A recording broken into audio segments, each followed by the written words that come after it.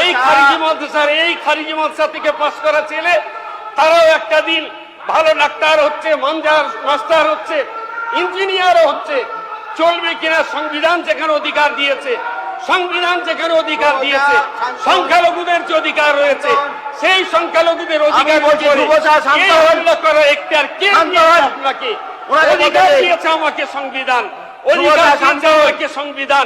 অধিকার দিয়েছে আজকের এই সদন, অধিকার দিয়েছে স্পিকার।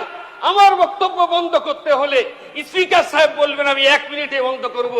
অনেকগুলো খারিজি মাদ্রাসা আমার রয়েছে। আমি মাননীয় মন্ত্রী মহোদয়কে অনুরোধ করছি, আমন্ত্রণ জানাচ্ছি, এই মাদ্রাসাগুলো কারা পড়ে প্রথমে ভাবতে হবে। কোন সমাজ থেকে তারা উঠে আসে, কত গরিব জায়গা থেকে তারা উঠে আসে, এবং তারা খারিজি মাদ্রাসায় পড়ে বলে এই নয় যে তারা কোনো সরকারি স্কুলের সঙ্গে তাদের সংযুক্ত নেই। তাদের থাকা খাওয়ার যাবতীয় ব্যবস্থা আমাদের করতে হয়। সংখ্যালঘু মানেই অনেকে মনে করেন যে শুধু মুসলিম, এটা নয়। সংখ্যালঘুদের ভিতর শিখও আছে, খ্রিস্টান আছে, বৌদ্ধ ধর্মাবলম্বী তারাও আছে।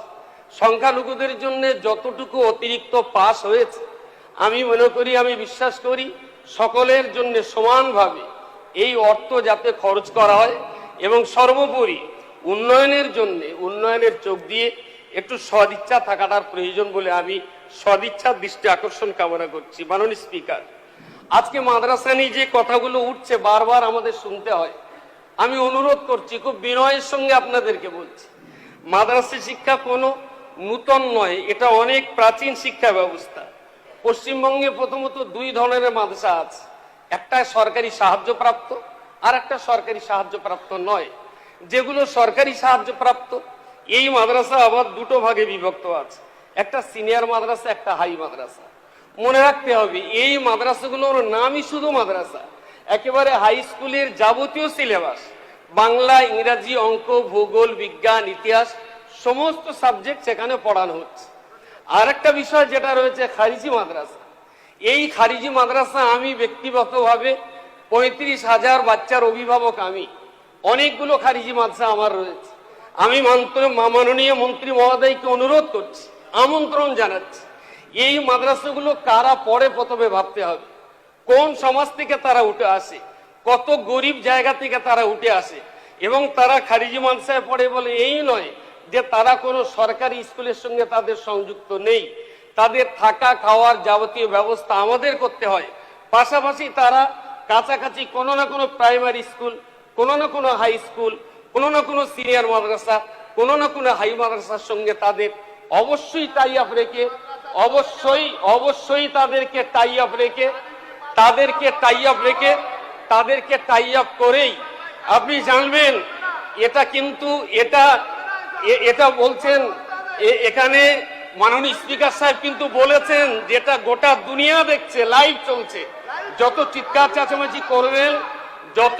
চেঁচামেচি করবেন ততই কিন্তু আমাদের সম্মান নষ্ট হবে, পশ্চিমবঙ্গ বিধানসভার সম্মান নষ্ট হবে। মাননীয় সদস্য ডাক্তার, ইঞ্জিনিয়ার সবই তৈরি হবে। আমি মাননীয় মন্ত্রীকে অনুরোধ করছি, মাননীয় মন্ত্রীর কাছে আমি বিনয়ের সঙ্গে দাবি করছি, আপনি আসুন, এই প্রতিষ্ঠানগুলো দেখুন। বাংলা, ইংরেজি, অঙ্ক, ভূগোল, বিজ্ঞান, ইতিহাস সমস্ত কিছু আমরা পড়ানোর পরেও কেন এই কথা আমাদের শুনতে হবে, কেন এই কথা আমাদের বলতে হবে? সমস্ত শিক্ষা ব্যবস্থার সঙ্গে আমাদের শিক্ষা ব্যবস্থা এই খারিজি মাদ্রাসা থেকে পাস করা ছেলে তারাও একটা দিন ভালো ডাক্তার হচ্ছে, মাস্টার হচ্ছে, ইঞ্জিনিয়ারও হচ্ছে। চলবে কিনা? সংবিধান যেখানে অধিকার দিয়েছে, সংখ্যালঘুদের যে অধিকার রয়েছে, সেই সংখ্যালঘুদের অধিকার আপনাকে অধিকার দিয়েছে আমাকে সংবিধান, অধিকার দিয়েছে আজকের এই সদন, অধিকার দিয়েছে স্পিকার।